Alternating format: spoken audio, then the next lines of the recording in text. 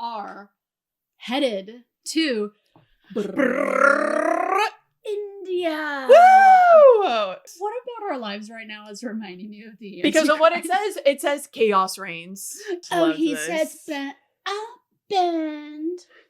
He says breathe out, breathe. I'll breathe. You don't want me to breathe? Nope. I won't. Meredith is flicking her hair, flicking her long brown hair. This isn't 4th grade. This isn't the dodgeball team. We are grown women. But she's like, and also, why does he say you are loved? He doesn't say he loves her. I'm like, yeah, that's hostile. That's hostile, girl. That's mean.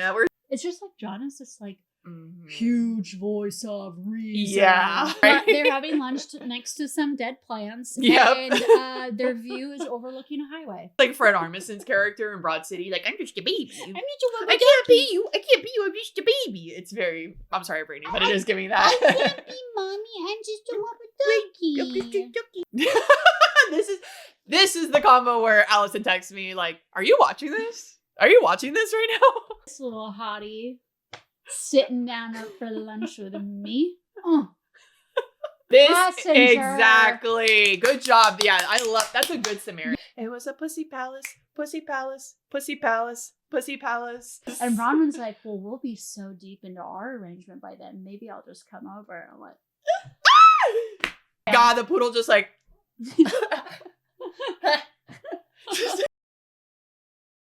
hey, this is Allison. and this is Nina. And this is Chaotic Good, your anything but neutral reality TV podcast. And today we are going to be recapping The Real Housewives of Salt Lake City, Season 6, Episode 9. And what an episode it was. I think it's called like Goodbye Unicorn. Oh my Or gosh, something like yes. that. Oh, Yeah. that's right. I've been meaning to write down the every episode's like silly title. And wow, yeah, Goodbye Unicorn. It seems so like grand. It sounds like a biopic. Yeah. Goodbye Unicorn. Oh yeah, and how they kept calling it Uni. Yeah, Uni. Yeah, I'm like, wow, this is kind of personifying it. I feel like it's a person now. It's like, oh Uni yeah, wants to take a swim. Uni wants to take a swim. Uni wants to be free. We're freeing Uni. Yeah. Free Uni. I can see t-shirts. I can see posters of it already. But before we get into this very fun recap, Allison, how are you feeling aligned this week? How are we feeling aligned today, this hour, this minute? Because the big news between the two of us is bye-bye. We are Bye, US. bye-bye. This was fun. This was a blast, but we're leaving. We're gonna peace out. We're gonna peace out. So yeah. if you've been listening to our podcast for the last couple of weeks, we may have been teasing it a little bit, but we are headed to India. Woo! Literally, like this is the outfit Yeah. that we are about to wear for traveling. the next like 30 hours. Yeah. So yeah. just Into the next 2 days. I've got a little blazer going Mhm. on. I've got a little funky pants. I've got sneakers. I've got cool sneakers. You know. So life is neutral good, chaotic, neutral. Chaotic good? Exactly. I feel like I feel like such a broken record. I just at the moment just feel the chaos. I do feel confident that once we're in the airport and sitting at that gate, I'm just gonna like I truly can't wait for that waterfall of relief to just like fall over me, and I go into a zen mode of like, and here we go. And here we go. Something about the airport, like you would think, sure, there are stressful things about it, but I'm telling you, once I pass, we're gonna get there so early. And we usually do. Once I pass we TSA, both love getting there so early. Yeah. It's a treat. I exactly, because like once we pass that threshold, I'm telling you, something comes over me, and I'm like, honestly, whatever happens, something about that, I'm like, whatever happens now happens, and we're gonna make it work, and it'll be fine. Something about being on this side of the airport, being outside of it, that's where the stress lives for me. But once we're inside of it, they could literally change our gate 3 times. I'd be like, okay, just find the new one. okay, find the new one. All right, let's go. They changed our seats. Okay, like, all right, fine. Just like, yeah. No, and for me, I'm like we're both like very normal people, but I'm like, will the United States government allow me to leave the country? Oh gosh. And it's like, We're good. Yeah. We're fine. We're gonna be We're fine. gonna be okay. Yeah, for I guess like lucky us, it sounds all the craziness that's going on with airports right now. Nothing's like touching international flying, so it feels very. I'm very, touching like, wood right now. Yeah. So like knock on wood, touch wood. Yes. I'm touching wood at this moment. It does feel very like, oh, like domestic travel is being messed with. I wouldn't know. I'm going international. Yeah, so I don't like. I'm just gonna be in the know. international terminal. Yeah. So I don't really get that. I don't really get the stress. No. Yeah, I think we're gonna be good. So it does feel very like bizarre to do that. But yes, as far as how I'm feeling aligned, yeah, still very much living in the chaos. You know what? I don't know if I brought this up last time, but what I constantly think of, did you ever watch Lars von Trier's Antichrist? No, I'm saving that for. By the way, neither have I. Should I watch that on the flight? Maybe not. I think it's one of those. You know how there's always the joke of like people like watching the most like violent or like crazy like sex scenes on a flight. That movie I think is that to like the upteenth degree. Yeah. And I bring it up because for y'all, I haven't watched it either. Come on, y'all know I'm a big old baby, but I love learning and knowing what happens in these crazy movies. And I have seen like screenshots of it, and I'm aware of details. Yes. Are you aware of like the fox in that movie? No. Well, there's a scene. Y'all extremely out of context. I have no idea where in the movie this comes up, but I've seen the screenshot of this like really terrifying looking fox that just I guess it talks. What about our lives right now is reminding you of the because of what it says. It says chaos reigns. Chaos. It's the chaos reigns fox. If you see the movie, you know what I was talking about. I said fox is the mascot of the chaos reigns fox. Yeah. So that's truly how I'm feeling with the chaos reigns fox right now. I'm just like it is my life. It is what I live and breathe. I'm feeling a bit more lawful. Yes. Than you. Which I need. Y'all, I need because y'all, my shit is zipped up. Ooh! It's tight. I saw it. Oh, I rolled up. It's right. It's right. It's in the other room. Like got all my shit together. And it brings me such peace. The vacation responder on my email on.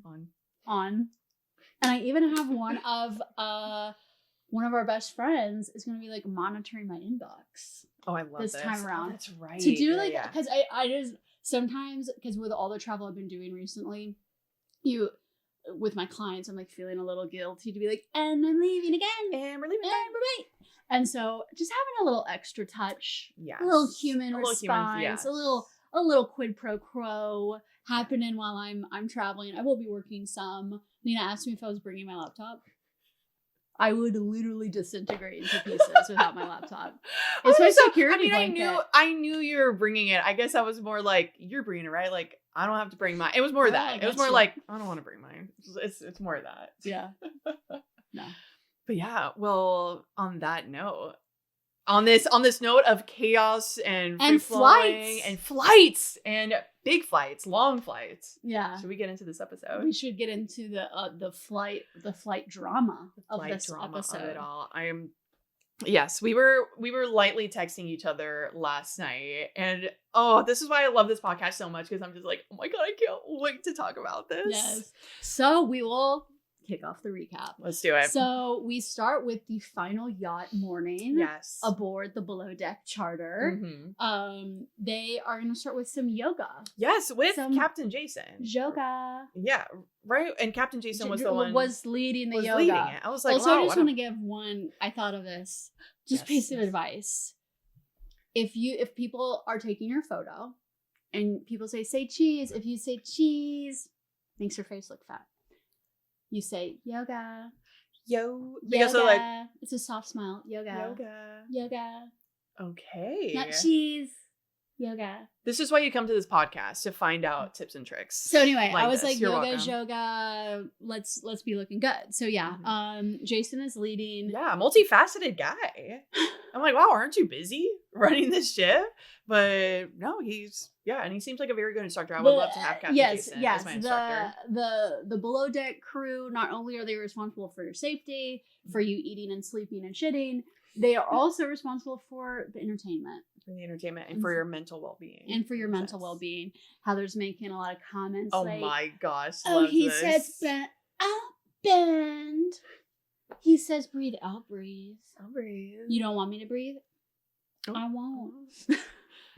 Of course she brings up like he wants me to downward dog. And then my favorite line that I wrote down, I want him to warrior 2 all over me. Which I don't know. That's the thing. I don't know yoga. So I'm just is that actually like a sexy position, or is it just like a random? It's just, I think she just kind of plucked the word randomly. Which I love. I love the idea. It's like this, and you're kind of like, one foot is out in the front, the other foot's, it's kind of like a wide squat. Yeah. I mean, I don't feel sexual. I think the downward dog. Yes. You're kind of offering up your booty to the world. To the sun god. Yes. So yeah, I noticed that Britani didn't have a yoga mat. Yeah. Until Jason gave it to her, and I was like, "Sir, what is she like doing yoga out on the teak?" Yeah, this is a mega yacht. Surely there's like 10 plus yoga. But there's like available. Not you, Brit. No, I know. Not you. 2 noticeable absences from yoga. Lisa and Meredith. Because they're up in their room. Talking some shit. Our camera in the ceiling. Thank you, camera in the ceiling. The best work. I love. Again, this is the sort of thing that it also reminds me about Summer House, because the room cameras in Summer House do so much work. It's delightful. And like obviously the little like necklace mics also pick up all the things. So again, it was just bringing me back. I'm just like, oh my god, I miss this like angle. I miss this like we're just like Nina and I are just like up in the corner like little like sleep paralysis demons just like lurking in the corner, and they're hanging out in bed. Meredith is saying Britani is disgusting. Yeah, she's like a Disney princess. And then they flash back to her, like, literally being a Disney princess. Yeah, and her cutesy little dresses. Because she loves, like, a little cupcake. Oh, she kind loves... of a cupcake shape. Yes. Cupcake shape, like, baby doll dresses. And she's already so petite. And then it's like this tiny little floofy dress. Long princess hair. Like, I see it. I think if I was Britani, I would also think I'm a Disney princess. Yeah.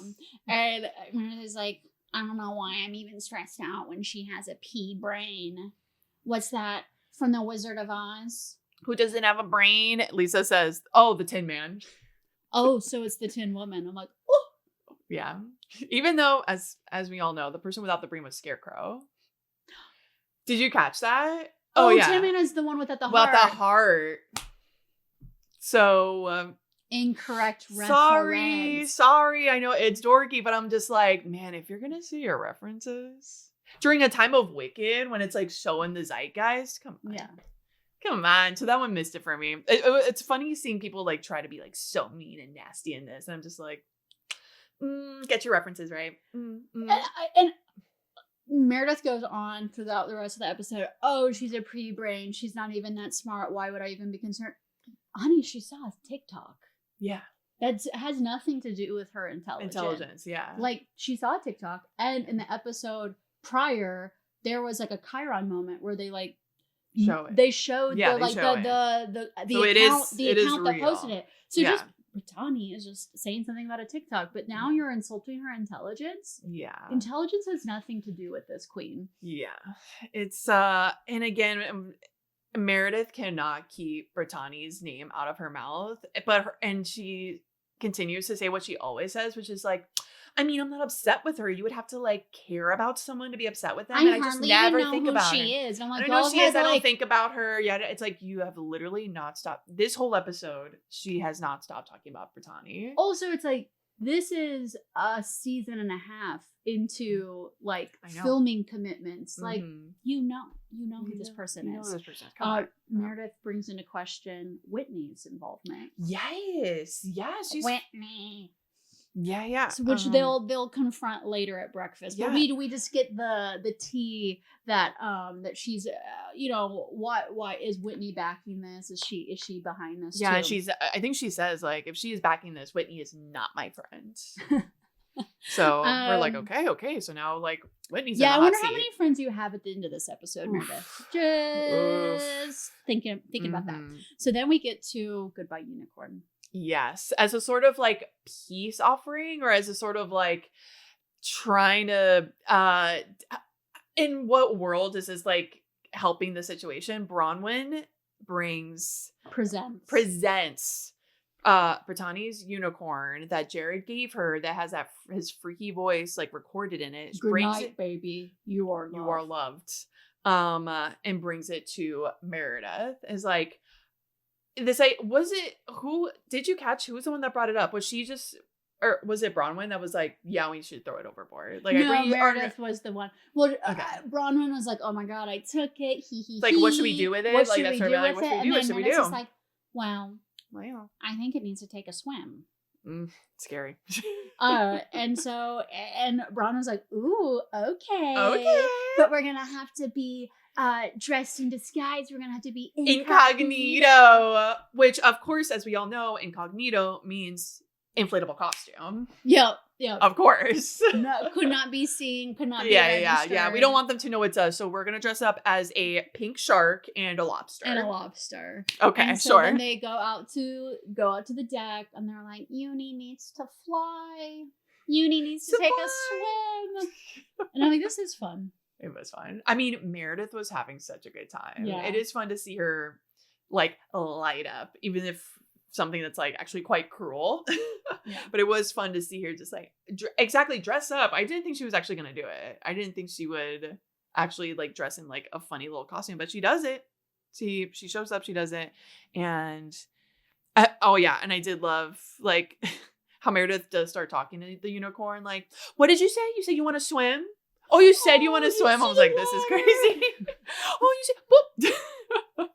The way that stuffies, even as adults, can just like take over your whole brain. Oh my god, it awakened something in them for sure. Yeah. I mean, they were giggling, they were tee-heeing. Maybe they were jealous. They didn't have a stuffy. Oh, 100%. 100%. Oh yeah, like when was the last time? Yeah, like either of their partners just got them something like silly and cute, or just like want them something at like the fair. You know, like it's like, I mean, I hate Jared. But this sentiment. But we kind of like the unicorn. I kind of like the unicorn. Man. I don't have anything like that for our trip. Oh, I don't have that either. I don't have. Can you imagine? Like nope. That would be something to discuss. And then we get to another shitty breakfast. That's just like day old croissants. It's probably morning of croissants. But again, it's just like yogurt bowls. It's what the women want. It's what the women want. And they don't eat it. But yeah, it's not the fantasy, the luxury. There's that awkward silence of like the last morning of a trip when like everyone's been ready to like everyone's sick of each other. Even if they haven't fought, like they're fully just like, I gotta get the heck out of this boat. I don't care how big it is. And so the women start sitting down. I believe Britani's the last person to come in. She is. And the only seat they left for this woman is the one right next to Meredith. Diabolical. This is crazy. It's the dinner seat. It's the plane seat. Oh my gosh. Literally like in firing range. Truly. It's horrifying. I know, Brittany gets a lot. Oh my gosh. She really goes through it. She goes through it. Something I've been struggling with this episode is I'm like balancing this feeling of like, honey, you did like bring up cheating allegations. Yeah, which she keeps saying, oh, I brought it up out of kindness. I brought up something up out of kindness. I love that move. That is a good move. We love that angle. Nina broke that down last week about how like it's genius level. Like I'm introducing this as a safe space. Exactly. I'm telling you so you don't think I'm holding this back from you. And I'm like talking about it behind your back. I'm coming clean by saying it out loud. However, bitch, you said it out loud. Exactly. And that is going to make Meredith very upset. It's going to make anyone upset. And it's going to make an alpha woof woof real housewife dog go wild. Go off wild. On you. Yeah. So it's funny when like Meredith starts confronting Whitney and Britani is like trying to like come in and Whitney's like, I got this. I loved that. I was like, that's hot. It's like Brittany, like I've been doing this rodeo for a few years. I'm a veteran housewife. Yeah. Well, let me deal with this. I'm an OG. Like I got this, and she did. And she did. I gave her 3 options. Yeah. She could either not come to you and keep it behind your back. That's bad. Number 2, she could come clean to you about it. or number 3, I was going to come clean. So I was giving her the opportunity to come clean. And Meredith was like, oh, so you're playing both sides. You're trying to be a friend to her. You're trying to be a friend to me. And Whitney's like, yes, exactly. And literally, like, the curse is, like, lifted off of Whitney immediately. And by the way, and as Whitney is, like, saying her piece, Meredith is fully, like, has her back to Britani. Britani is continuing to talk, doesn't care, is talking, whatever, like, what about this one? And she's Meredith is flicking her hair, flicking her long brown hair. I'm Brittany. Yeah. And I'm just like, oh my gosh, Meredith, come on. And then I think, like Brittany, because they're sitting so close to each other, they, like, she just touches her a little bit. And then Meredith's like, don't you touch me. Don't you touch me. And then Bronwyn is, like, leaning over to Britt, and she's like, stop. I'm trying to help you. This is the time when you just apologize. It's like these, like, housewife mothers trying to, like, guide her. The lost rubber ducky that she describes herself as. And it's almost like Britt did this snowflake earning move of bringing up this tea in such a diabolical way. But then shit gets scary. Shit gets dark. And can Brittany survive it? I mean, I think I don't know. Well, I guess so. However, everyone is kind of on her side at this point. So it's like she did. I think she did honestly get very traumatized and hurt by everything that happened later this episode. I think so too. But the power dynamic, Lisa and Meredith are finding themselves quite lonely in their little corner. But Meredith says at breakfast, she, like, moves her, she, like, gets up and moves to the other end of the table, and she's like, I'm done with you, and if you support her, I'm done with you too. And that is so interesting because it's so interesting watching these women take that, and it's not necessarily like, oh, Brittany is our friend, like, we're here to support her, why would you be mean to her? They hear that, and it's what they hear is like, I'm the top dog and I can tell you who you can hang out with, and that's what the women hear, and that's what they're like, that's what they get pissed off, and that's what Heather gets pissed off at. She's like, wait, what? I also feel like that is like breaking Real Housewife code. It's like all of a sudden it's like, and we are all gonna shun her. It's like, no, honey, exactly. I have my own plot. Exactly. I've got my own alliances. I've got my own, like, journey I need to go through. I've got my own story. Like, you're going to shut that down because you want to be the star? You want to be the focus? No. And it's like, no. Like, I already have a filming sesh lined up with her next week. Exactly. No. You can't, like, tell me who I can and cannot be friends with. No, Heather's like, no, you need to, find that forgiveness inside you when you heard that. When we told you that Lisa was digging up stuff on your family and you just brushed it aside, do the same thing with this. And you gave her the benefit of the doubt. Give her the benefit of the doubt. Yes, she says, this isn't 4th grade. This isn't the dodgeball team. We are grown women. And we are employed Real Housewives. Yes. So let us do our fucking jobs. Oh my gosh, I did keep thinking that this whole episode, I'm like, oh my gosh, Brittany doesn't get paid enough to get so much, like, crap thrown at her this episode. Seriously? That's all I kept thinking. I'm just like, give her the snowflake. Like, she does not. Oh my god, can she get a Christmas bonus? Oh, I hope Andy sees, like, what's happening in this season and just see, like, all this, like, fervor and all of our attention and how, like, exciting the season is. A big part of it because of Brittany. Yes. And her story and, like, what she brings to the series. So I hope maybe by the end, maybe by the reunion, she will actually be sitting on the couch the whole time. Because she deserves it. The spot. So this is when Bronwyn, like, turns to Mary and she's like, Mary, like, come on, help. You're a woman of God. Can you bless the table? Can you help us? And Mary's like, oh, hell no. No. This is a disaster. Yes. No, I can't do that. Horrible. I can't do anything. Even I can't do anything. She has, like, a one-way speed dial to God. And even she's like, yeah, no, I can't help with this. Nah, like, y'all are deserving of that. Now, overall, this trip, I've just been, like, really happy for Mary. She's, like, how I would want, like, my mom to be on a yacht. Like, she just looks, like, really comfortable, like, in comfortable clothes, comfortable shoes, sun protection, Just kind of sitting up to the side, like you and your friends can be like out in the water, split Yeah, splashing, yeah. and it's nice to like look back into the yacht or the beach and just see someone just like sitting there, be like, okay, I'm good. That's like my It's almost like a lifeguard, like a sweet anchor, and I'm just like, I just see her, and it brings me like peace. Yeah. So yeah, but that's where she is right now. So now it is time to exit the yacht. Yes, they gotta start packing. They gotta pack up. They gotta leave.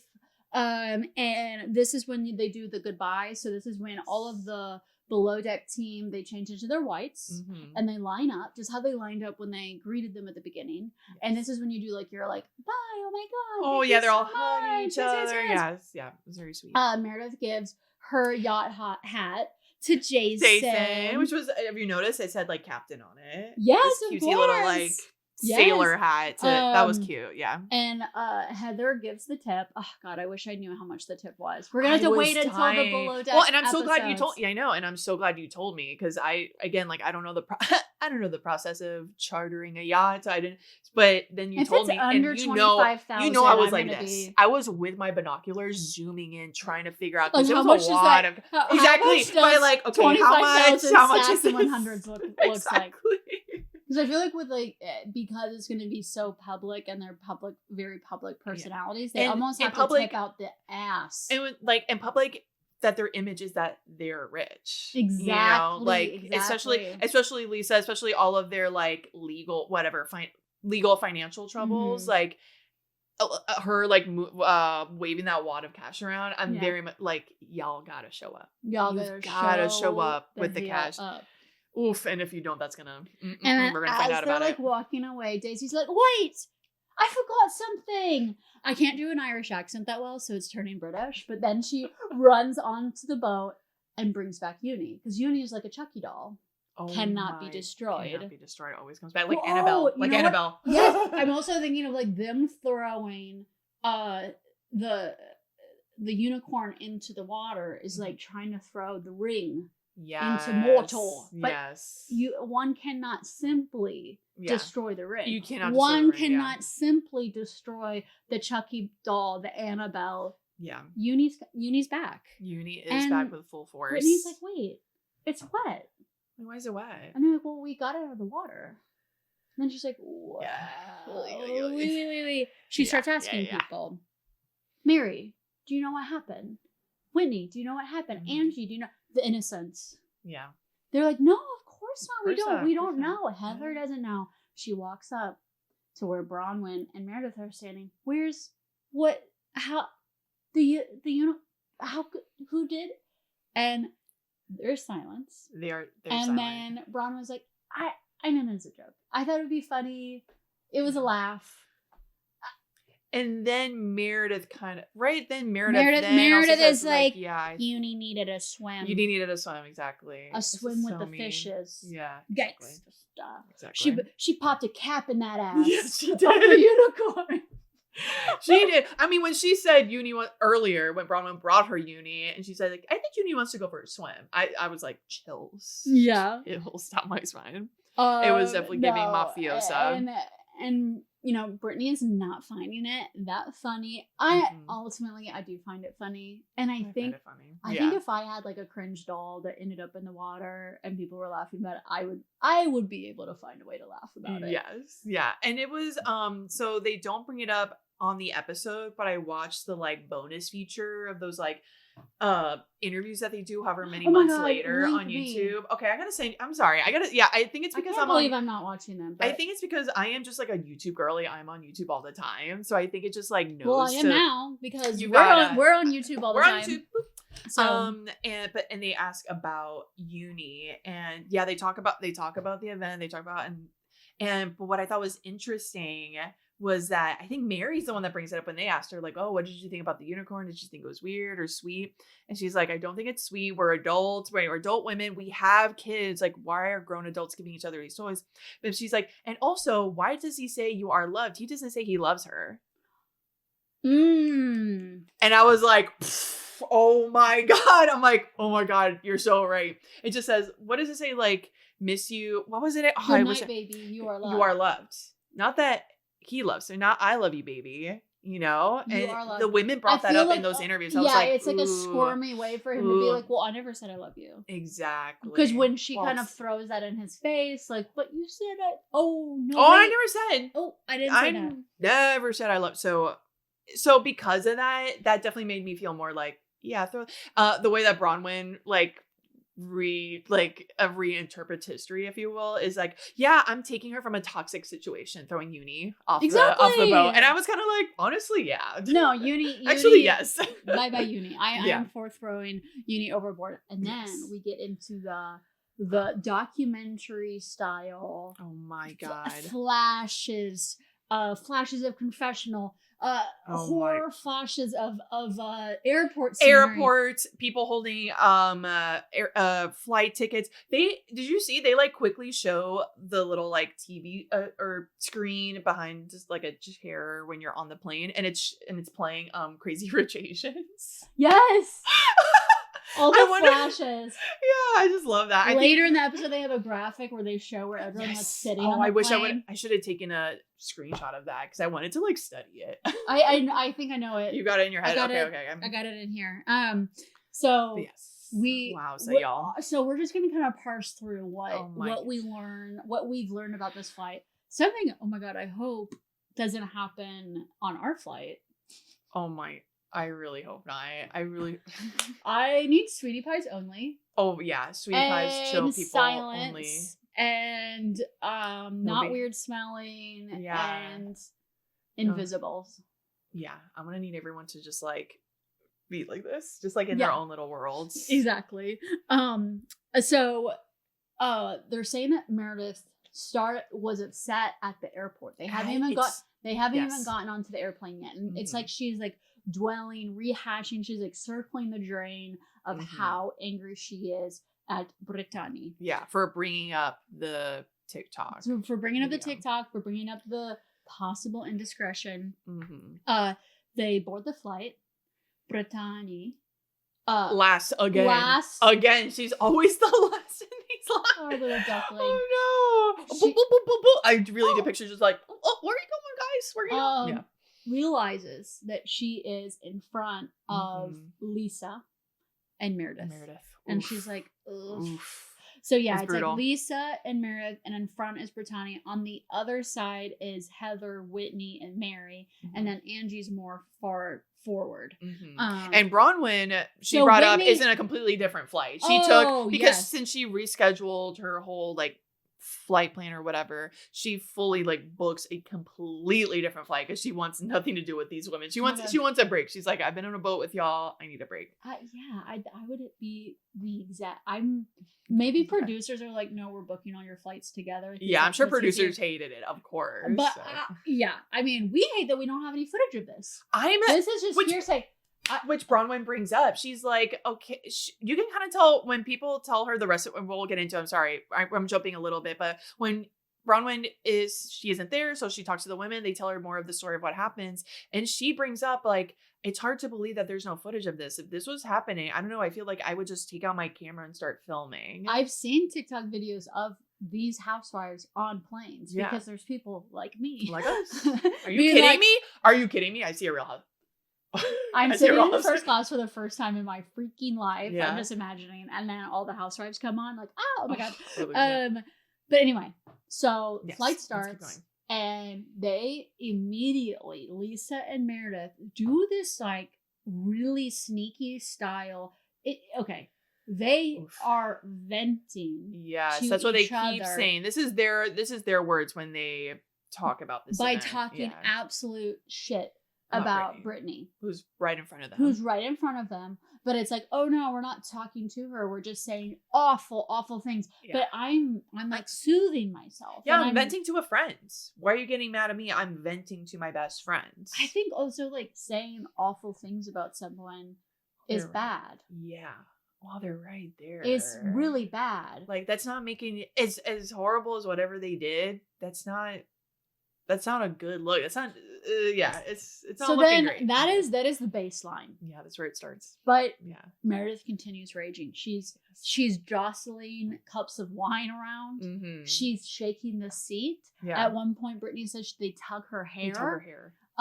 Lisa is like coming around the side and it's like, show us the fucking TikTok. Show it. Just show it to us. Which she's like, yeah, that's what I said. I said, just show me the fucking TikTok. I'm like, yeah, that's hostile. That's hostile, girl. That's mean. We're seeing that you were mean to her. That's They're like mean. trying to gather other people's phones. Show us the TikTok. Yeah. Oh yeah, they get to Whitney. Whitney brings up that like they went up to her and we're trying to get the TikTok, like see the TikTok on her video to I guess to like make sure that it was real, not made up. I guess. Yeah. I mean, I don't. Yeah, I they don't were know like trying to like verify if this is like even a real thing. Britani is like trying to dissociate, trying to like exit her body. She's got her headphones in.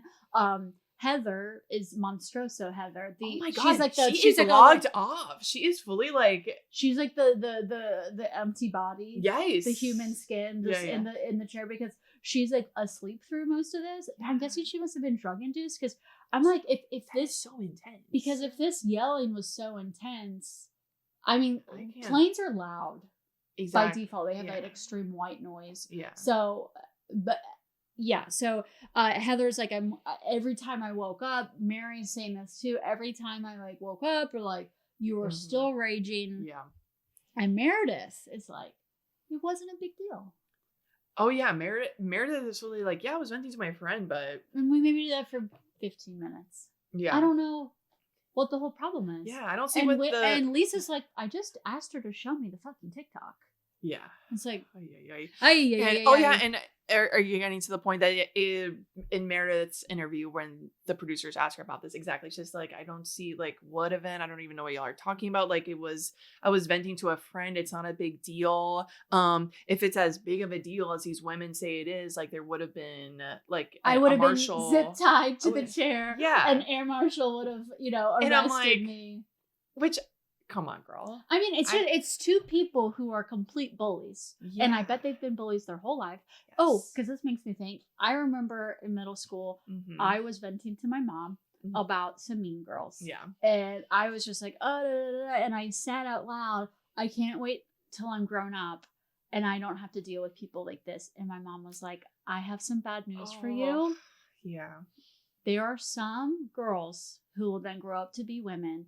And they are bitches their whole lives. Yeah. And I was like, no, mom, that can't be. There's no way. I was just like, they're going to grow up. They're going to laugh about this. They're going to like become better people. Yeah, we're going to learn empathy. Like, no, some people don't ever become better people. And I'm like, and she's like, and my mom's actually like, and what you're dealing with, it's worse. It gets worse when you're an adult. I'm like, no. Oh my God. No, I can't. And it's like, these women are like, they were bad when they were probably in middle school and now they're bad as adults. So they don't know it's wild. They just don't know anything else. So of course to them there is no like self-improvement. No. Or self-awareness, no empathy of any kind. No. So by the time this wretched flight ends, Britani is a puddle. She like completely breaks down. She's bawling. They say that when she gets off the flight, like the four of them, like Heather, Whitney, Angie, Mary, have to like pretty much like carry her, get all her hair out of her face. She's got snot running down her face. And later Mary says like, wrong is wrong. Wrong is wrong. And that's kind of the vibe of the rest of the episode of like, hey, we take it far sometimes.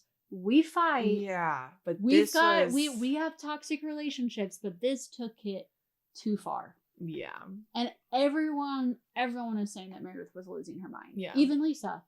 Yes, even Lisa. Yeah, because we see, so we're getting this whole story in like little talking head snippets. Because I will say the lawful evil of this episode is that none of the other flight passengers recorded any of this. I know. Or no other housewife recorded any of this. Lawful evil. Yeah, that is bizarre. I mean, again, like Bronwyn brings that up, and I'm just like, yeah, why didn't anybody film this? I don't know. I mean, have you noticed on flights that there are like notices in the at the beginning of the flight when they're like kind of like showing you like your inflatables and your exit and stuff? There's now sections on recording people is like against the rules. Oh, really? Yeah. Oh my gosh, no, I have not noticed. Which that. I am for, because I'm kind of for, I don't like I mean, Yeah. when I was sometimes when I'm like traveling, like when I was in Florence a couple weeks ago, there was like tourists that were just like holding a phone, and you can just tell they're just recording as they're walking.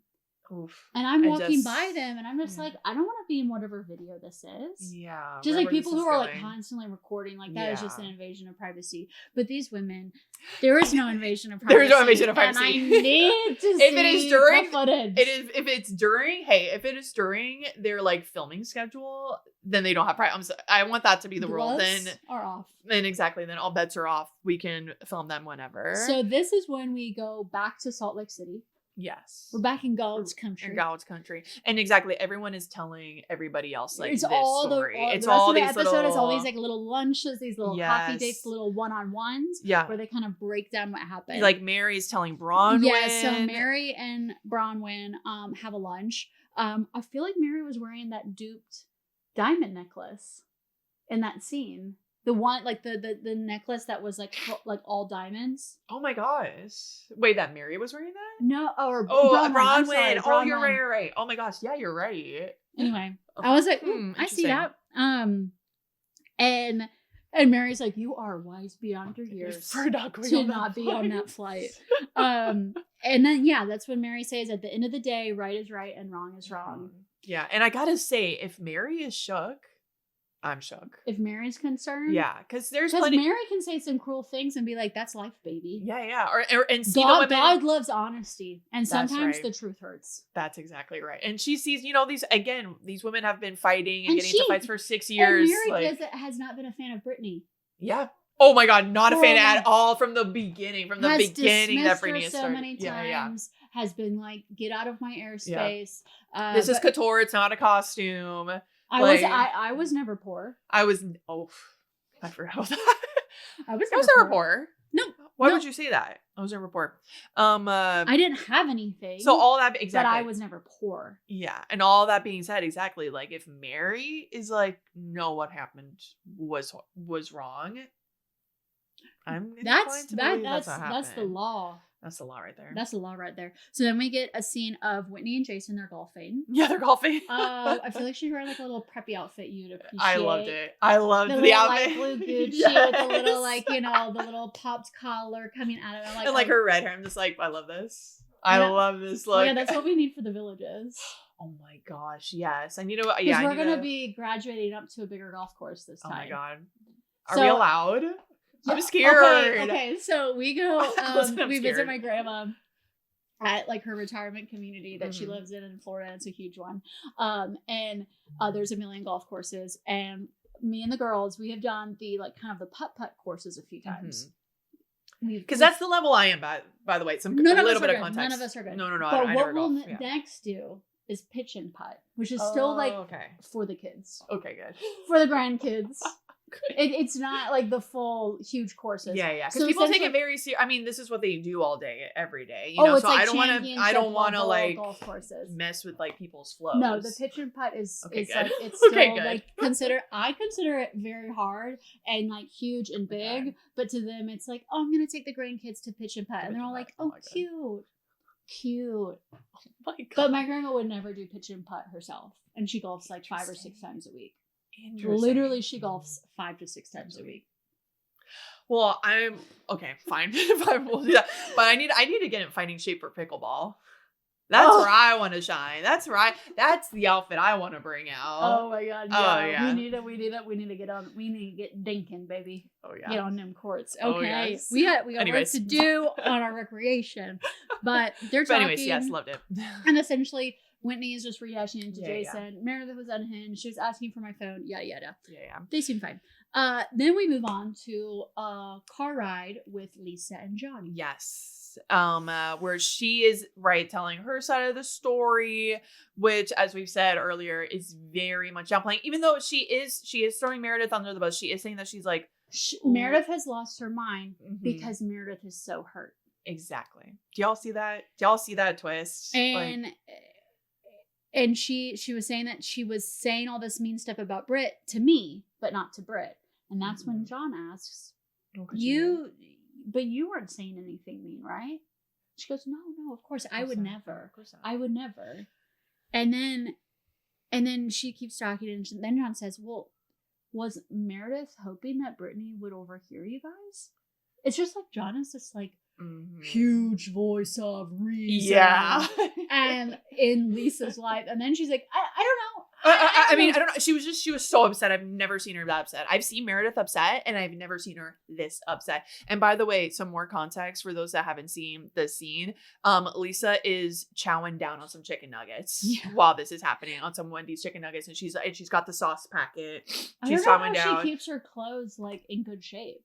I don't know. Because, like, I would get that all over me. Yeah. Or, like, oily grease and, like, ketchup and I don't know. No idea. And kind of, like, if I'm in the car, like, I sneak a few French fries. Yeah, same, and that's it. But then I, like, get home and, like, I appreciate my meal. Exactly. But I'm not a big fast food person. And that's all she is. She, like, loves her fast food. That's her brand. So that was her little, and I did take it as, like, oh, this is the Wendy's commercial. Mm-hmm. Yeah, this is the Spawn. It's the Spawn content. Yes, which then goes into next after. Wait, are you done with? Because I just was gonna say, like, it's interesting to see the dynamic between Lisa and John, because he can so quickly put her in her place and put her on read. Yeah. In a way that nobody else can. Yeah. Like the pitch of her voice when she went, I don't know. You're so right. Yeah. Whereas like he can say so little and she's like, everyone else she can get immediately defensive about, bark, scream, bark, scream. She just is always on the defense. Deflect. Yeah. But with John, he's like, you weren't being mean, right? And it's like, she knows she was. And we're going from one Spawn con to another. We're going to the Grand Hyatt. I was like, okay, all right. They're having lunch next to some dead plants. Yep. And their view is overlooking a highway. Exactly. And that's the Grand Hyatt for you in Salt Lake City, I guess. But they give you a view of like the lobby and stuff. Yeah. I was just like, what the heck is this? Anywho, so it's Heather meeting up with Britani. I know. The Grand Hyatt. Every time like someone would be like sitting down and then someone would be arriving and be like, oh my god, who is it? Is it? Yes, because we didn't know. Is it Britani? Is it who? Like, who's it gonna be? It's Britani. I'm like, oh my god, I need to hear Britani's take. Yes. So they sit down, and I mean, Britani is almost like immediately crying. She's already like emotional. She's shaking like a leaf. Like a little leaf. Yeah. Yeah. She's like, I think I need some wine. And Heather's like, let's get some wine. Because Heather's boozing. Oh yeah. It's party time. The kids are out of the house. Let's go. Yeah. I'm filming. Yeah. I don't have to pick anybody up from soccer practice. Like, we're good. Yeah. Let's go. Let's ditch these iced teas and get some wine. Yeah. Because again, and Heather is trying to get Britani's side of the story, because like we said earlier, Heather apparently was like sleeping through a chunk of it. Yeah. Yeah. But but did witness it, but also was like, what was happening? Which I brought that. I know. Britani I was thinking about that earlier. She hasn't slept. She hasn't eaten. She feels the trauma in her body. And that Heather describes it as the two of them, Lisa and Meredith, is a crazy vortex of bullying when they're together. Yeah. And Britani says they were trying to make me feel so small, and I was trying to be that rubber ducky that always floats. That's what people say about me. I'm that rubber ducky that always floats. But then they broke me, and I burst into tears. I did think of Olivia in this moment. I'm thinking if she was like in a fight with her daughter Olivia, and then she's like, but I'm that rubber ducky that always floats. It would be like, fuck you, Mom. Yeah. Oh my god. I mean, yeah, if I was Olivia watching this, I'd be like, fuck this. Yes. Oh my god. Can you imagine fighting with your mom? Yeah. And she describes herself like as a rubber ducky. And I'd be like, I'm trying the best I can. I'm just a rubber ducky. It's like Fred Armisen's character in Broad City. Like, I'm just a baby. I can't be you. I'm just a baby. It's very, I'm sorry, Britani, but it is giving that. I can't be mommy. I'm just a rubber ducky. I'm just a ducky. Quack, quack. Oh, Bernie. This is why these women are fascinating. This is why I love watching the show, because it's complex. Like I have a lot of thoughts on Britani. Because it's like Britani's role as a victim in this episode. I'm like, oh my god, she's a victim. But then I think of Britani's role as a victim and her being a mother. Oof. I'm like, no, not so much. But they bring up the surprise. Britani, over everything, is surprised about Lisa. Yes. Because she was defending her sister. Mm-hmm. And we got that flashback from the RV trip. From the camping trip. Yes. Which made me think about when we started podcasting this my season. God. It feels like so long ago. I know. And I'm like, oh my God, I remember that was our first recap ever. But then Lisa was not at the camping trip because she was at a very important event, and Britani was making sure everyone knew that. Everyone knew and defending her to the death about it. And Meredith saying nothing. Again, just reminding y'all that Meredith didn't say anything when they were talking shit about Lisa. So it feels like an ultimate betrayal. I'm like, no, it's unfortunate because I really feel like Lisa, although she was getting so much shit at the beginning of the season, she had some soldiers on her side that she's lost now. Yeah. Brittany's gone. Sorry. Heather, also gone. Yeah. And now she's by herself with Meredith. With Meredith? Yikes. No, that's you're who after this whole incident, exactly. Like your one top like general is like at the bottom of the gutter right now. Yeah. Because of like what she did to Britani. Yeah. And so Heather in this scene makes it very clear that she is 100% on Brittany's side. She sees her as a victim. It's not okay, and she feels a little guilty because she brought Britani into this world. Yeah. And so she's like, I have your back. So I think it would. It's interesting because like Heather does have that. She will get in the weeds. She'll fight, but then she can take a step back. I mean, she's written books. Yeah. She's a literary lady. Yeah, she's making documentaries about feminism. Yeah, and she's kind of like, time to be the bigger person. Yeah. And I'm going to look really good on TV being like, I support you. I'm on the right side of history here. So the next lunch scene. Oh my gosh. Le Depot. The Home Depot. The Home Depot lunch. Le Depot. Le Depot. So this is with Bronwyn and Whitney. Y'all.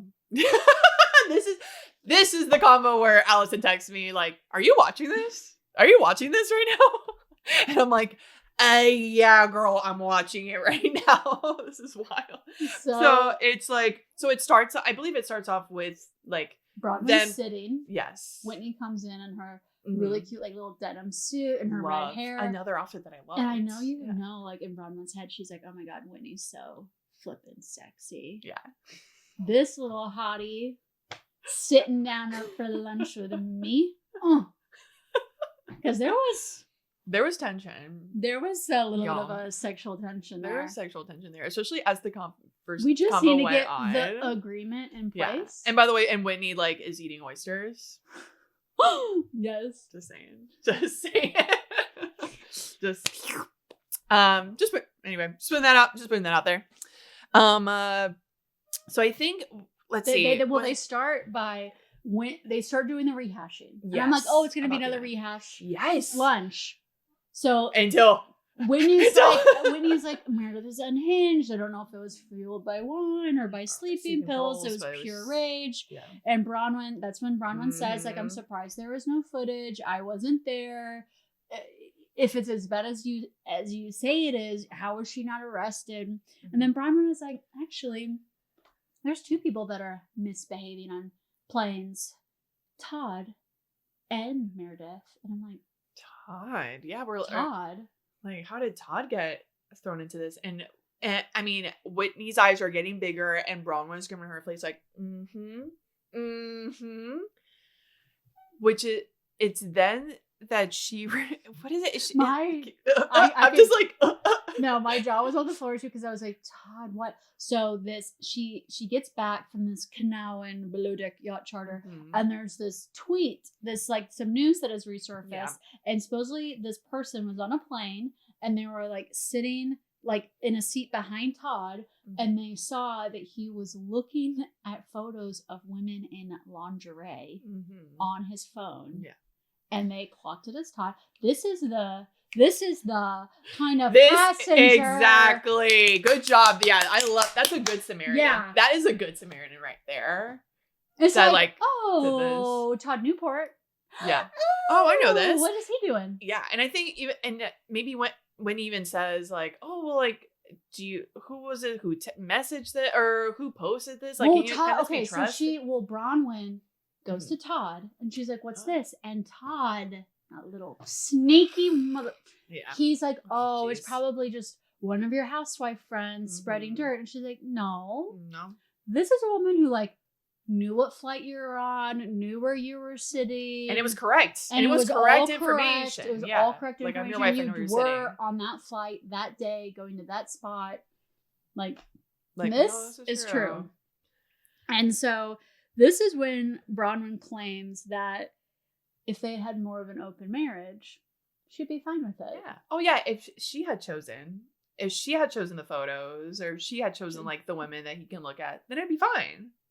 Yeah, what did you think about this? Okay, so this is when I texted you that Bronwyn is West End Girl. So West End Girl is the newest album by Lily Allen, and that just came out, and it's essentially allegedly, we all know it's about her relationship with her, I guess, like, about to be ex-husband David Harbour from Stranger Things. Yes. Because she talks about it, like, they had, like, an open marriage, and it started from, like, they were living in New York, but then she got a job in a play in London in West End. And apparently that like pissed him off that she was just like off doing some like play elsewhere or whatever. He was just like acting weird, and Fully was like, okay, well, if we're going to be apart for so long, then I'm going to need to get my needs met. And so Lillian was like, okay, well, let's talk about happening. Exactly. And and the album, and I think in interviews talks about like there being like guidelines, right? Or they're like, there's rules. The agreements. Exactly. There's an agreement, right? But of course it gets so like blown up, and it's the unraveling. It's the unraveling. She realizes like, okay, this is more than just like an open marriage. This is like, you've been cheating on me. You've been doing it for years. Like, it's really wild, and it's all documented in this album, West End Girl, which I think you would love. It is bopping. There's a song called Pussy Palace, which is her finding his like, because even though they lived together, he still had his like old apartment in New York City, which when she went to visit, that's when she finds like all these like love letters from other women that are like current, sex toys in a Dwayne Reed bag. Yes, girl. It was a pussy palace, pussy palace, pussy palace, pussy palace. Okay, I love it. I thought it was more of a dojo. I thought the Pet Shop Boys. Oh my god. She's a Western girl. You know, like the 80s, because I love their songs. Oh, no. This is what we're going to be. We got a couple of hours ahead of us that we got some fun stuff. We're bopping this on the way to the airport.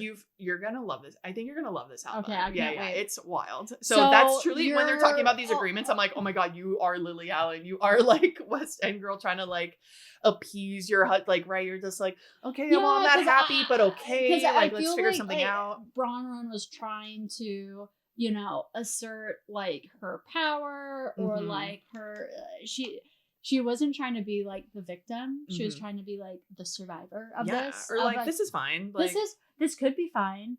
But I'm also kind of like there's the unraveling, the cheating, the indiscretions are already happening, and you're almost trying to like open up the marriage to like try to keep the marriage together. Exactly. You're trying to like almost like slow down the unraveling, essentially. Exactly. Or reframing the unraveling as like, oh no. Like, oh, he's looking at other women, like, oh no, that's fine. We do that. Like, or we talk about that. It's like, do you? Is this? Or like, okay, but did you do that before he did this? Like, you know what I mean? Yeah. So that's what. So she was thinking about. There's nothing wrong with y'all. I'll say this. There's nothing wrong with open marriage, but there's just like, I don't know. There are agreements. There are ways to go about it, and it doesn't come from like a partner cheating and then you talk. You know what I mean? There's other. Again, couples therapy. We talked about couples therapy. There's a season where there is 911. Like, there's a season there where there are marriages that are open. There's like a throuple in one season. You know, there are ways to be healthy about this, and this just isn't.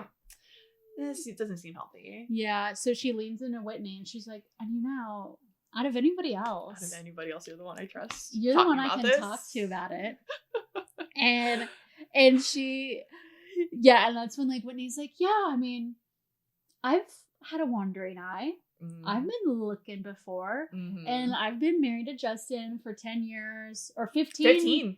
Been together years. 17. We've had ups and downs. She has other friends that have arrangements, so it's all about the arrangements. Yeah, and she's like, and I don't want to come out saying that we're open or anything, because we're not, but like we have talks, we communicate. And Bronwyn's just saying she wants to evolve with Todd, and she wants to be on the same path as Todd. I also feel like she's like, oh, if he is fucking around, why can't I? That's what I heard. That's what I was hearing. That's what I was like, ding, ding, ding, ding. I'm like, okay. Because she's, in her late 30s. She's beautiful. Yeah. Interesting, smart. Yeah. Like, fun conversationalist. Yeah. Great taste. Yeah. Exactly. Like, why is Todd the one that gets to dilly-dally? Yeah. And then she's saying, Whitney's like, oh gosh, when the kids are out of the house, all bets are off. Yes. And Bronwyn's like, well, we'll be so deep into our arrangement by then. Maybe I'll just come over. And I'm like, woo! Okay. I know. Oh, it was just, it was a very fun combo. I really enjoyed it too, because this was like a Real Housewife conversation that it was kind of like the dynamic between Bronwyn and Whitney, and it was like dynamics within their marriage that they are like openly talking about with each other. That was a little juicy, and it wasn't like, oh, there's some TikTok. No, you're a liar. No, there wasn't this. It was like we were on a path of discovery. Yeah. Of like, let's learn more about these people. Where is this going to go? And their interests and like what they're into. Yeah, I know. What turns like them on, what turns me on. Yeah, different energy of conversation compared to others. Yeah, and then we get to Angie and Elektra packing. Oh my gosh, yes. She's going on a horse trip. A horse trip. I don't even something like that. I was like, oh my gosh, a mom packing, helping you pack. Oh my god. Sunblock. Y'all, what I would give. I was at my mom's yesterday. For me right now. I am using her suitcase. I'm using her neck pillow. Yeah, exactly. She ordered me. So she has an amazing toiletry bag that I was eyeing. I bet. And I was like, oh my god, like I want that. Yeah. And so I was like, oh, can I borrow your toiletry bag? No, she ordered me one. And it came in, and so anyway, it's pretty good. It's pretty good. What I would give. I feel like actually my dad is a really good packer. I feel like he's the one that's almost like he's a little jet setter with my stepmom. Yeah, has all the little tips and tricks. Oh yeah, it's like no, it's like, are you sure? Are you rolling your clothes like this? Like, do you have your cubes? Or like, oh yeah, he's like all about it. Literally, my mom introduced us to packing cubes, and it changed my life forever. So yeah, if you are packing without packing cubes, peasant, change your life. Change your life right now. It will elevate your packing experience immediately. Do you want to feel immediate change? Do you want to feel immediately better? Get yourself some packing cubes. Yeah. That's my TED talk right now. So anyways, yes, back to Angie. Angie's and like, did you notice my sweater? Which is fully a Greek flag. Just a Greek flag. And Elektra's like, yeah. Do you love it? No. And then she's like, oh, was your horse racing, horse jumping? Obviously, we were not equestrians. No, I'm not that. Again, I'm not at that tax bracket. I don't understand equestrianism. Nope. She's like, well, if you keep working on it, you could do the Olympics and you could represent Greece. And Elektra thinks it's a bad idea because she's like, why the hell would I represent Greece? I was born in the United States. And I don't think that's what Papu intended when he immigrated here. Which I have to say kind of like took me back a little bit. She said that. Oh, well, I think I don't know what the world's politically correct take on people representing countries. I do feel like it, to me, would be like almost like performative Greekism. Yeah. To be like, I have like lived in the US my whole life. I've been raised in the United States. I'm very connected to my Greece culture, but now you're going to like go compete for Greece. It's almost like, did you take someone else's spot? That who like is fully grew up there, like is a Greek citizen. Yeah. Truly a Greek citizen. Yeah. I mean, I don't know. It just almost feels like a little bit of like America has to get their hands in everybody's pots. Ooh, their fingers in all the bowls. It's like, yeah. well, I mean, I really have no context of like how this goes. I just feel like I have ancestors or just like great. I mean, I still have family from Norway. Yeah. I'm not gonna compete for Norway. I can like appreciate the Norwegian culture, but I'm not gonna then be like, I'm gonna be there like out there in like the biggest world stage. Well, you're from Madrid. You do actually have you do have dual citizenship. I do have dual citizenship. It's interesting. Yeah, I don't know.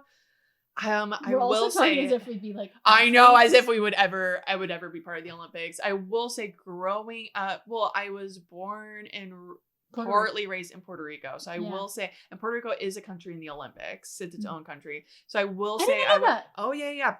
That's so I would say if I did have a choice, I would compete. I would never compete. I would compete for Puerto Rico just because, and all my families. But I was like, I was born there. I was raised there. Like all my family is still there. Yeah. Like we still go there all the time. Like so, it's a different connection than. Also, Elektra brings up that she has two cultures she's connected to: the culture of her mom and the culture of her father. Yeah, and which is horses. What is her culture? Sure. What is her dad's culture? Horse Sorry. culture? Yeah, it just because she just brought up like her dad's family does equestrians and horse training, but I didn't hear like, oh, they're Irish. You know what I mean? Or like, no, the culture is horses. Because when you're a horse girl, the nationality is horse, and that's why her hair is so pretty because she's a quarter horse. She's half horse.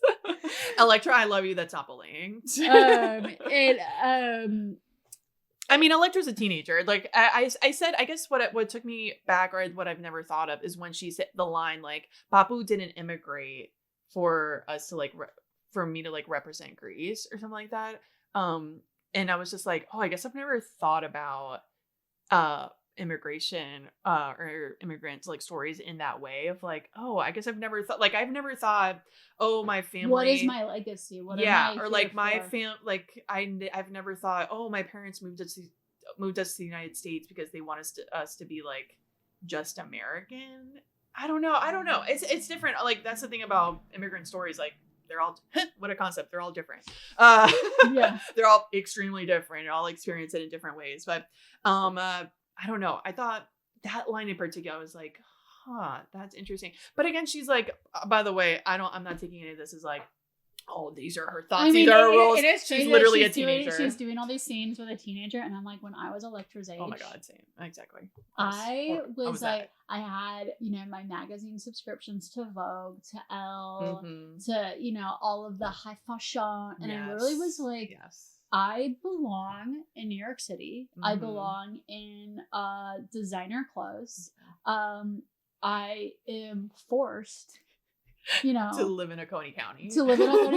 Or like be from Iowa, be from farmer people. And I just like, I feel like at that age you're just rejecting so much. Yes. And then and then Angie's like, I don't want you to wait until, you're my age to get connected to your culture. I'm like, honestly, maybe Elektra needs to wait to like figure it out. Yeah, like, and to feel it. Forcing the subject. Yeah. And I was thinking, I'm like, ooh, Elektra, I can't wait to show you Big Fat Greek Wedding. I can't wait to show you that movie. Like, do you think it's a favorite movie in their household? Oh, it's gotta be, right? Right. It's gotta be. They gotta be watching that movie like every Friday. Yeah. Surely. Oh, but also in that same scene. So again, in like the bonus features interviews, the producers ask Angie about that interaction. They're like, oh, what did you think? Were you kind of annoyed, or were you kind of like, how did you, or were you hurt? Were you hurt when Elektra said that? And Angie says like, no, I wasn't hurt. Like, obviously, like I remember being a kid, I was forced to go to like Greek school and like Greek church and all this. Like when you're a teenager, obviously you don't want to do that. Like that sucks. Like I personally am happy I did it,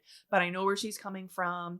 And, I've talked to Heather. She's got 3 girls. I've talked to her about like what it's going to be like to have like a teen girl. And Heather gave her some great advice, which was it is their job to like reject everything like that you do and to like rebel because they have to like find themselves in what they they got to figure out what they actually like and who they are. Mm-hmm. And unfortunately, part of that is like they almost have to come up against you to like see if that is like what you're teaching them is actually who they are, or if they need to like learn something else. So Angie was extremely like graceful about it, and she was very sweet. She's like, she obviously loves her daughter so much. Yeah. So yeah, she didn't take like obviously like any hurt feelings. She's like, obviously I want to connect more about it, but she's like, I'm sure we'll like get there eventually. So I thought that was also very sweet, kind of like little bonus. Yeah, it's like the doctors rebel for the doctors to discover who they are. Exactly. It's a beautiful sentiment. So it was a beautiful thing. So it was a, it's just like a funny little scene between a mom and a daughter, but I don't know, but I thought it was very cute. I like it. And then an adorable poodle in the middle of all this. Oh my god, the poodle just like I'm sorry, you're gonna have to watch our YouTube video to see what I was doing, but it was the poodle was making some really funny faces. Nina transformed into a puppy dog. I really did. So get up on YouTube and give us a view, give us a like, and on to the next, because we're not done, because we are not done yet. There are more lunch dates. There are more dates to be had, and the biggest one maybe. So yes. Heather arrives at 11:35. To Marmalade, the cafe. Yes. Sits down. This adorable cafe that's busy. I thought that was very interesting. They were like in a very busy restaurant. I mean, Christian culture. Oh yeah, I guess. I feel like when all about the cupcakes and the pastries.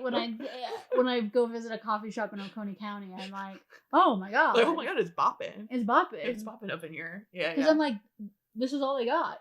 That is true.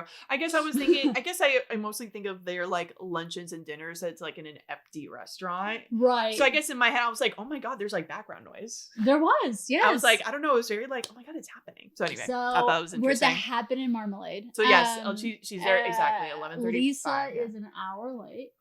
Yeah. Comes rolling in. Yeah, it's bad when they show Heather and there's like a little timestamp in the bottom. You're like, oh no, what's gonna happen? Lisa comes in and then she's like, don't get up. Don't get up. I'm kind of like, when I come greet a friend, get up. Get up and hug me. I want a hug. Yeah. I'm excited to see you. Don't get up. Yeah. Don't get up. Yeah, because she knows she's late. Again, I think she like these little things she says. Like, that I'm she in a gets rush. There. Yeah. We don't need to. Yeah. We don't need that. We don't need these pleasantries. No. Even though that's the whole point of being alive, baby. So Heather orders a coffee old fashioned. Yes. What the heck is that? Heather was like, where the Eeny, meeny, miny, mo. Yeah. Where the booze at? Yeah. Even caffeine was like, give it to me. And Lisa orders a cranberry juice, soda water, and lime, which is like honestly what I've been drinking lately. Yeah. Loving it. Yeah, I'm loving it. Yes. So that sounds like a hot girl drink, I'll tell you what. That's what I brought to the farm show. Oh, that was good. I had a big Buc-ee's cup, and it was it was soda water, cranberry juice, and I didn't add the lime, but then I was like, that's a good idea. That's a good idea. Because I just love that flavor. Mm-hmm. It's the best. And maybe it's a drink of hot girls. It's a hot girl drink for sure. So they get into it. It is tense. Yes. But sorry. Icy cold. Oh, and before, sorry. They get these drinks, and they also get, just because I thought it was funny, they get a plate of beignets, and Heather ordered it when Lisa wasn't there. Lisa arrives exactly. They have that weird exchange. They order drinks. The beignets come, and the first thing that Lisa says, of course, is like, "Oh my gosh, can I try some? I want to see if they're as good as my place." Because her whatever bar, cocktail lounge, whatever the heck, Premier Vita lounge, also and has Heather's beignets. like, right, the lounge, right, your place, right. Anyway, I had to bring that up. I'm like beignets. And so this is then they get into it. This is when Lisa goes on her tirade about I made no mistake. I've done no wrong. I've done nothing to Brittany. Why am I getting in trouble for something Meredith did? I was simply trying to soothe Meredith. And Heather brings up like, Brittany's really upset with you. Me? Why me? I did nothing. Yeah. All I did was say send the fucking TikTok. I'm like, that's hostile behavior. Lisa. Exactly. Also, a lot of times you don't have Wi-Fi on a plane. Maybe on first class you do. I actually looked at our flight today because I'm like, oh god, if I have Wi-Fi, like mother me is unlocked. The potential, which I believe we do. Do we or no? Oh no. Well, I mean, I asked ChatGPT, so who really knows? But first class is unlimited Wi-Fi, but I think there's maybe paid Wi-Fi available. I don't know. Maybe. We'll see.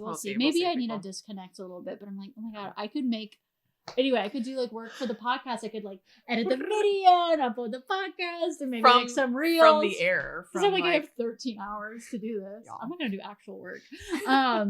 Just the fun work. I could like do my other show. Like I could really watch any show. Anyway, I will survive. Lisa is really not appreciating the comebacks from Heather and attacking her. She says, "You're not my God. You're not my judge." Yeah. Oof. And Lisa was saying, Heather's like, well, didn't you see her? Like, Britani was like a puddle by the end of the flight. We had to like help her off the flight and like, you know, like literally tend to her and she was in pieces and you were not helping at all. And Lisa was like, I was preserving my peace. How is that so complicated? Yeah. Preserving her peace. Gosh. I have said and that Heather's before. Like, you're saying she deserved it? You're saying, so it sounds like you're saying she deserved it. But this is the thing that I was struggling with this episode is that Britani did bring up. Yeah. Britani fired the first shot. Yeah. Things weren't like that positive or good, but she went and did her little fake vomit. Yeah. Off of the boat, came back. To get the slide, it's almost like she thought I was like, okay, I'm gonna get fake sick, get a little bit of sympathy. You know how people almost like they see me and they have this vibe of like, oh, are you sick, honey? Oh, poor thing. And then launch the missile, launch the nuclear missile. And she wasn't ready. And so and it's kind of like you do that at Meredith. You gotta be. She's gonna become unhinged. Yeah. You're about to have to sit on an airplane with this lady for like I think it was a long. It wasn't not like 8 hours. It was or something. Like a long flight. Yeah.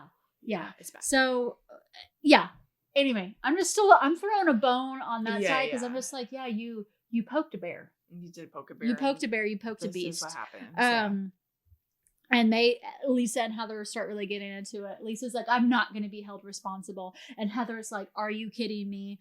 Lisa's like, this is like Willy Wonka. Can I at least have some chocolate? Is an Oompa Loompa just going to like show up out of nowhere? Which, by the way, these little, in this episode, I noticed Bad Glam Lisa do a little. Came back. And I'm like, okay, you know you're on the bad side of history. Producers are putting that. You know what I mean? They could have so easily found a way. They could have redone that. They could have reshot it because we know that she redid her glam and it turned out better. But the glam that they showed was not can't wait. The glam. bad version of it came back, and I was like, "Oof!" I was hoping we were going to. It was like a jump scare. Yeah, that's Oompa Loompa Lands. That was the scary part. No, then they start doing the you fucking leave. No, you leave. You bitch. Yeah. So Heather and Lisa are very because Heather, to be on the right side of history, has chosen to be with Britani. And Lisa is realizing very she much is so very with Meredith. alone. Yeah. Oh yeah. And so now we get to our last little lunch. Oh my gosh. Our last little bar scene. Which is because we've been waiting. This is the person who still is not. We haven't heard their voice of it.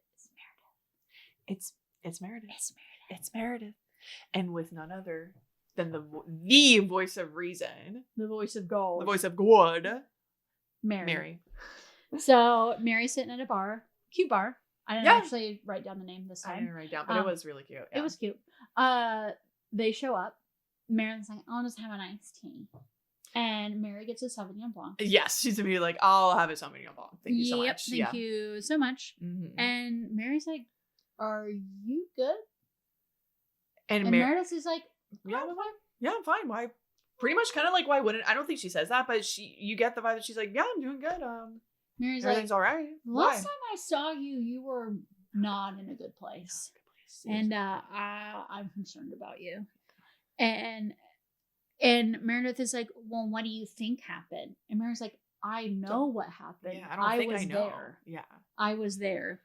And Meredith goes into, it was for 15 minutes. It was like, well, what's the worst thing? Like, I was venting. I watched 2 movies and I was sleeping and I had 2 movies and I saw you had your headphones on. Like, what do you mean? What's the worst? And Mary's like, no, it went on much longer than that. It was much longer. And yes, I did sleep.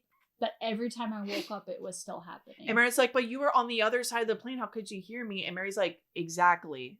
I shouldn't have been able to hear you. And I heard you. She's on the other side of the aisle. Yeah. She's on the other side of the aisle. Exactly. But that's what she kept, again, gaslighting. Sorry. Like she was gaslighting. She's like, you're on the other side of the plane. Other side of the plane. Also, it's like, is this how it is when you're in first class? But the seats are so big. They're so big. They're like, hello. Hello. Nina, no. over there. Oh my God. When really, Nina and I are going to be we're going to be closer than ever. We will be touching because we know each other, but we will be in millimeter distance of each other. Yeah. Again, we literally share 3 weeks. We share a tent together every year, and this is going to be even closer than that. Yep. Yeah. We got this. We got this. But yes, but Mary, oh God, I'm so proud of Mary. She's just so strong. Like Meredith, every time is trying to get to like, comes back with something. Mary's like, no. I was there. I was like, you're like, Meredith keeps like gaslighting, keeps like trying to like rewrite history. And Mary's also like, no. I'm not trying to attack you. Yes, she's very good. Like, I'm not coming from a place of attacking. Yeah. I am concerned. I'm concerned. Yeah. Like, I just want to see how you're doing. Like, are you exactly like, you were obviously not in a good place. I just want to see like what happened, like what got you there, and what can we make sure this never happens. Mary was like, I was venting, and I guess she heard. Too bad, girl. Ugh, it's yuck. It's really yuck. And it's the kind of venting where it's like, I know what they were saying. They weren't talking about really the TikTok. Talking about how stupid Britney is. Yeah, probably. Yeah. They talk about how she looks and what she said. Oh, you look like a stupid Disney princess. You wear stupid dresses. Her pea-sized brain. You have stupid hair. You have a stupid brain. Mm-hmm. You know, it's just taking low digs. It's not talking about like actually what happened. Or like what she actually did. You know, like. Yeah. I would say maybe that's where I feel like, and it's been taken too far. It's like, be mad about the TikTok. Be mad about the announcement. Be mad. Be mad at Seth. Be mad at Seth. Be mad at Seth for once. We need to dog on men more. I'm supporting that. Let's be mad at if this episode had a scene with Meredith and Seth, that would have been so good. That would have been amazing. Or she was like, guess what I heard on the boat trip? And he would be like, what? What did you hear on the boat trip? Oh, yeah. I was in an Uber sucking on some titties. So that's exactly what I'm saying. Something about titties. I just always picture him just being like, titties. Yeah, she's smart. She keeps him away. She keeps him away. Get him on my screen. I want to yell at something. Yeah. So that is where we end. That's where we end, and then we get like a sneak peek of like the rest of the season. Oh my God, the Vaulter return, the restaurant. Yes. Meredith Mary is hosting another luncheon. Yes. So exciting. Which I think is maybe like that's got to be what's coming up next, right? That's got to be like the next episode. I need a Mary luncheon. Well, because Mary's like, I'm gonna host a luncheon. Oh yeah. And we can apologize. We can apologize. Oh, that's right. Because Meredith says like, is that what you think I should do? Apologize? And she's like, yeah. For your wellness. For your own wellness, yes, I think you should do that. Which again was so like good of Mary to do. Just like it doesn't, again, just turning it back into not of like whether Britney what she did was right or wrong or this or that, or if you shouldn't be feeling these feelings. It's very much just like what happened on the plane that wasn't good. So for you, I feel like for you to feel better about that and to be on the right side of history, maybe get people, the crowd, the follow, us, the viewers, like kind of on your side. Like, I think you need to apologize. Which I'm hoping is what happens, because I gotta say, some of these clips that they showed us, the girls are having fun. Meredith is having fun. Honestly, I would love a turn, because there has been some times. Remember when they went to like San Diego, and that's when Heather got the black eye. But before the black eye, they go out. They have so much fun. Yeah. Also that night in Zion. Yes. They have that night when they end up having so much fun, and they're just like in the floaties in the pool, and they're like, oh my God, they're like drinking wine out of like fish bowls or something. Yes. And I love when there is like a Real Housewives like Giggle lunch fest. or trip where it just turns into a love fest. Yes. And they just have a blast, and they're so kooky and fun. Yeah. And of course it'll all go back to the evil chaos land. Yeah. But I would love that for these girls. Yeah, I would love that too. I want to see our girls have fun. And let's just hate on some men. That's what I'm seeing, Allison. Let's hate on some Bronwyn men. isn't wearing a ring later, and she's like, nope, I'm not. That's right. Yeah, I am very. Why can't we just do that? Let's dog on these men. Yeah. They're not on screen. We don't have to hear their stories. I'm not interested in their stories. Looking through lingerie pics. Fuck that guy. Jeez. Feed them to the dogs. Feed them to the dogs. Oh my gosh. Feed them to they have enough dogs. They have enough boxers. They can do it. Oink oink. The pigs are hungry. I have some slop. I've got some slop for you to eat, and his name is Todd. Oh my gosh. Oh my gosh. Well, that is our recap. That's our recap. And oh my god, we are an hour from going to the airport. From going to the airport, y'all. Okay. Oh my goodness. So I know I need to finish packing. Next time you see us, we will be recapping from India. From India. So, that you're gonna want to watch those on YouTube. I because think so, yeah. the scenery is gonna be pretty cool. Yes. So check us out on YouTube at Chaotic Good Pod. Subscribe. Give us a view. Give us a like. Yeah, give us a comment. We're on Instagram at chaoticgood.pod. Mm-hmm. We're on TikTok at chaotic good pod. Mm-hmm. Posting a lot of fun reels. Yes. Getting silly, getting giggly up in there. It's a lot of fun. Yeah. And if you just like listening to us, keep on listening Keep to on us. listening. We're on Spotify. We're on Apple Podcasts. So anyway, stay aligned. Stay chaotic good. We love you. Love y'all. See you soon.